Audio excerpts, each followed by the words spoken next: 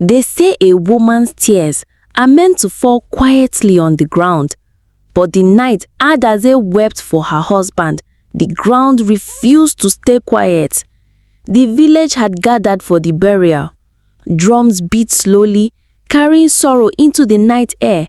The moon was heavy in the sky, watching like it too was sad.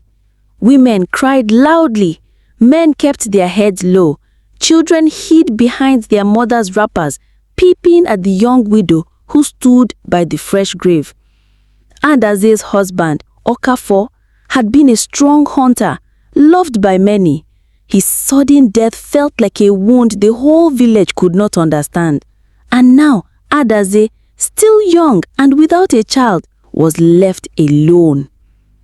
She fell on her knees beside the grave, her body shaking. Her voice broke as she cried, "Okafor, my Okafor, why did you leave me so soon?" Tears rolled down her face and dropped into the soil. The ground hissed.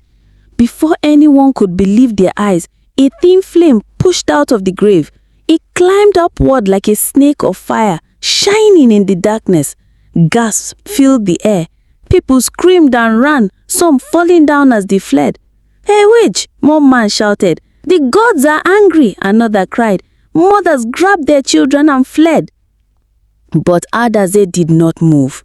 Her whole body trembled, her eyes wide, catching the glow of the fire. The flames curled around her shadow like they had been waiting for her tears. From that night, whispers spread through the village. Men sitting under the moonlight said, "No ordinary woman weeps and brings fire from the ground." Women at the stream shook their heads, saying, "Her womb is empty, but her shadow burned. What kind of wife was she?" Children laughed whenever she passed, pointing and shouting, "The widow of fire!" Her home became deserted. Goats refused to graze near her hut. Even the wind seemed to avoid her compound. The elders gathered, their faces hard. "This woman carries evil," the oldest among them said. "If we leave her, the spirit will destroy us all." They spoke of driving her away. Some even suggested sacrifice. But one man kept quiet. Obinna, Okafor's younger brother. Unlike the rest, he did not call her cursed. He did not run from her shadow. He watched her closely, trying to understand. And one evening, while others spat her name, Obinna whispered to himself, "This is not the fire of a witch. This is something bigger, but is it for good or for harm?" And in her lonely hut, she sat with her face in her hands, shaking. She did not understand the fire either. She only knew one thing. Her sorrow had brought something she could not control. And deep in the silence, when she closed her eyes, she felt it. Something alive, watching her from inside. A heat that was not just hers. A spirit that had chosen her. And the fire was only just beginning.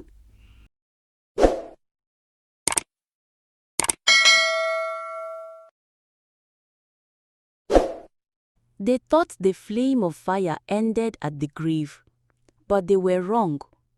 The flame followed Adaeze everywhere, like a spirit of light that refused to leave. When she wept at night, small golden sparks danced on the roof of her hut. When she sat by the stream, the water shimmered and steamed gently around her feet.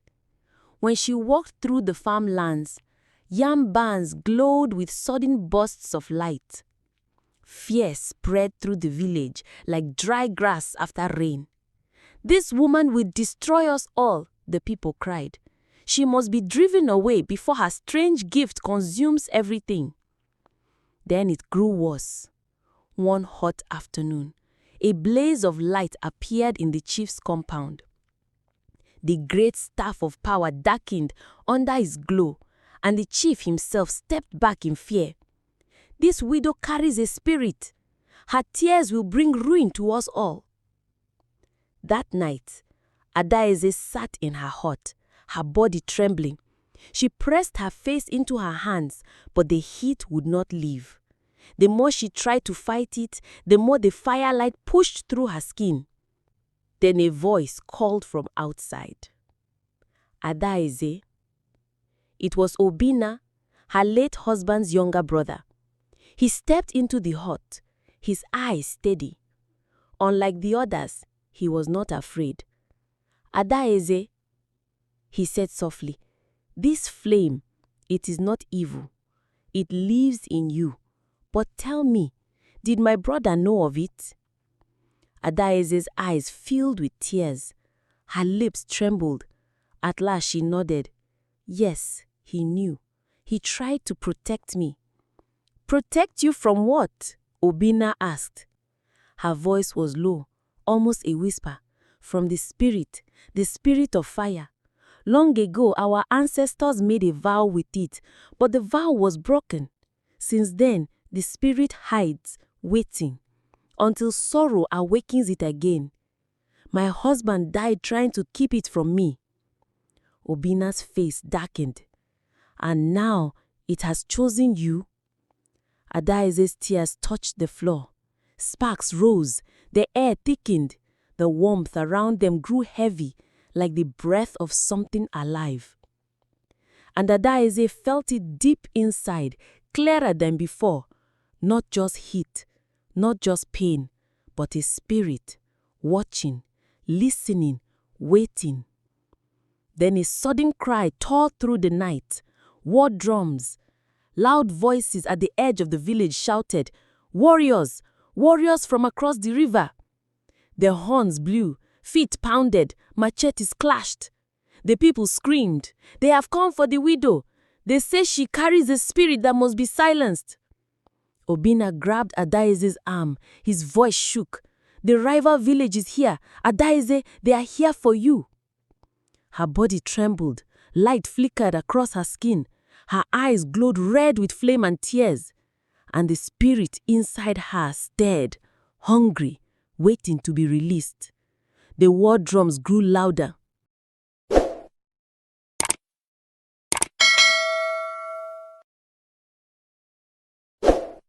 They thought Adaeze's fire was only sorrow, but that night the world learnt it was war. The rival warriors stormed into the village with torches high and machetes sharp. Their voices filled the night. "Bring out the widow of fire. She must die or we burn your village to the ground." Panic broke loose. Women screamed and fled with their children. Men stumbled in fear, some hiding in their huts, others begging the spirits for mercy. Even the elders who had called for Adaeze's banishment now shook, their eyes wide with terror. The gods were silent. The night was heavy. The only sound was the beat of war drums and the crackle of fire from the enemy's torches. Then Adaeze stepped out of her hut. Her body trembled, but her eyes glowed like burning coal. Sparks ran across her arms, and her shadow stretched long and fiery behind her. The people gasped and fell back. Obinna ran to her side. His voice was desperate. "Adaeze, listen to me. Do not let sorrow control you. Let strength guide you." Adaeze's chest rose and fell. She closed her eyes, and inside she felt it, the spirit, hot and alive, pressing against her very soul. It whispered without words, hungry to be free. And then she opened her mouth and screamed. The fire burst out of her body like a storm. Flames climbed the sky, painting it red. The enemy warriors cried out as their weapons melted in their hands. Torches fell useless to the ground. The earth itself shook beneath the heat. The forest bowed, its trees glowing with light as if the sun had fallen to the earth. The rival warriors fled in terror, their cries fading into the night. None dared look back. When the flames died down, the village was silent. The people stood frozen, staring at Adaeze. Her hair was wild, her eyes still glowing faintly, her body surrounded by smoke. No one called her cursed now. No one dared. Adaeze looked at them. her face hard, her voice steady. Fear me or follow me, but never call me cursed again. One by one, the villagers dropped to their knees, some in awe, some in fear. The elders bowed too, their lips shaking with prayers they could not finish. Obinna lowered his head as well, but in his heart he knew something the others did not. This was not the end. This was only the beginning. For the spirit of fire had not only chosen Adaeze, it had awakened, and it was watching still.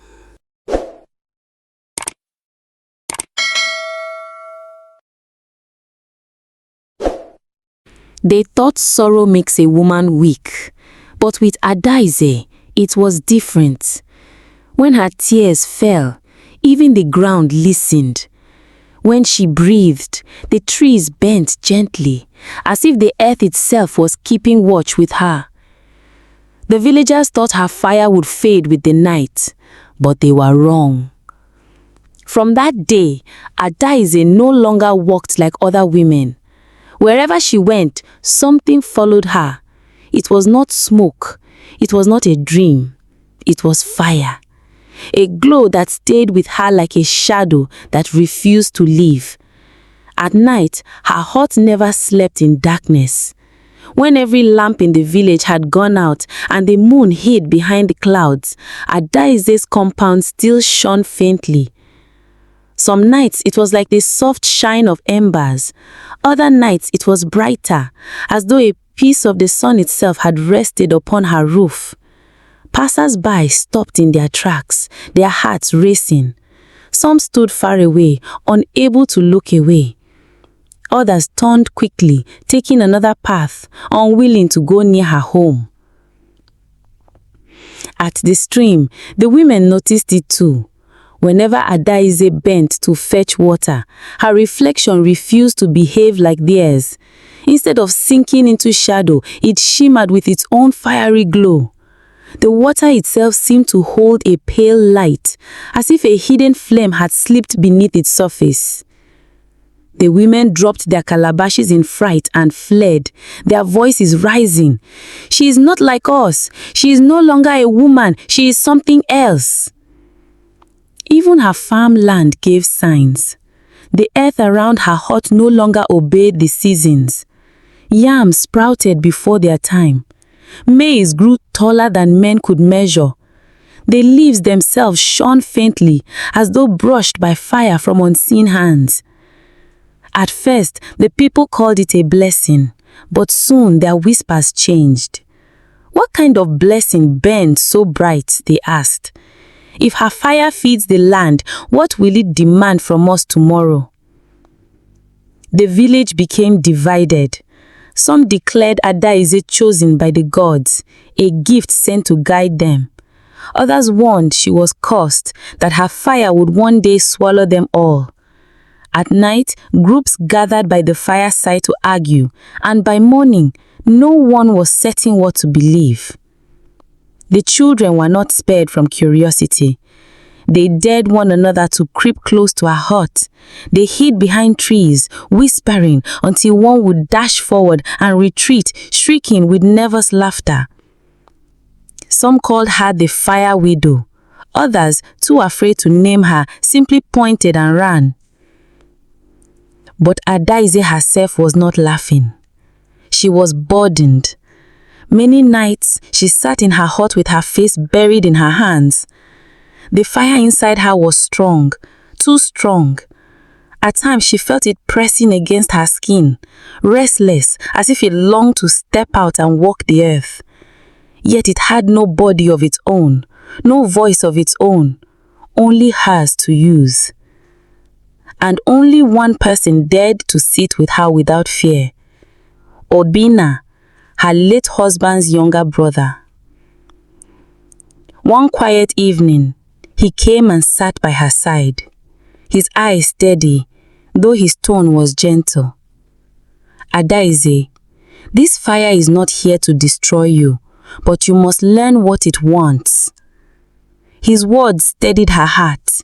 Yet they also deepened her dread, because Adaeze knew something Obinna did not know. The fire was no longer silent. It was whispering. It was watching. It was waiting.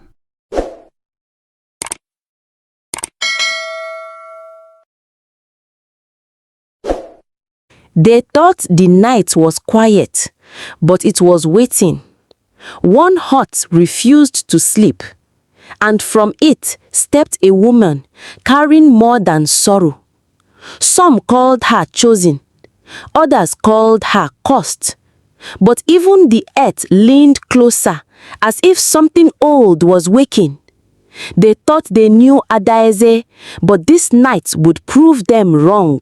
Adaeze's fire was strange, everyone said. But last night, it became something terrifying.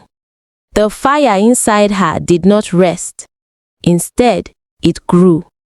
It waited and wanted to be seen. She tried to sleep, but her heart would not stay dark. The walls of her heart shined as if the sun itself had crawled inside her heart that night. Her breath caught, her hands shaking. Her wrapper dragged across the floor as she rose, her bare feet feeling cold against the ground. She stepped outside into the night. The village slept, but the silence was not empty. Every tree leaned closer to her. Every stone seemed to watch her. Even the soil beneath her feet felt alive. Then it came. The voice. Not a whisper this time, but a sound that carried through the air, heavy and alive. You were not given fire to hide. You were given fire to awaken. Adaeze froze, her knees weak, her heart slammed against her chest, begging to escape. Awaken? Awaken what? Her lips trembled. What do you mean? She whispered. And the night did not delay. What sleeps beneath your people? The voice rolled like thunder through the trees, the leaves shaking though there was no wind. The air itself bowed to the words. Adaeze gripped her chest, gasping. This was not light. This was not just fire. It was a call she could not yet understand. She turned back toward her hut, but even her shadow glowed with fire. Even her breath burned faintly in the air. Her body was no longer hers alone.